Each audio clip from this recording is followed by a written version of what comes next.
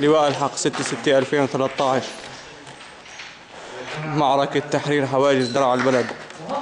الله أكبر. تم بإذن الله تحرير حاجز الخزان على أيدي أبطال الجيش الحر، وهنا كان يرقد القوات الأسدية المجرمين. الله أكبر والعزة لله. وتم سحق جميع المجرمين.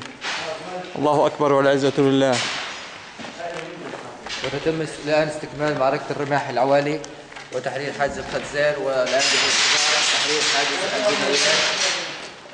بعد قليل إن شاء الله سيتم تحريره، وبإذن الله سنستمر بمعركة الرماح العوالي حتى تتحرر درعا المدينة من العصابات الطاغية. الله أكبر. لواء الحق كتيبة أسد الله حمزة، اليوم الخميس 6/6/2013.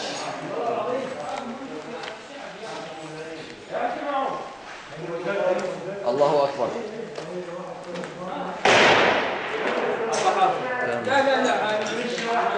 هذه هي معاقل قوات النظام التي قام أبطال الجيش الحر بتحريرها. الله أكبر. الله أكبر.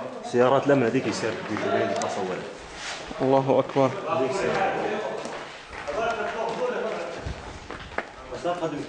هي أماكن تواجد العناصر الأسدية التي قام أبطال الجيش الحر بالقضاء عليها.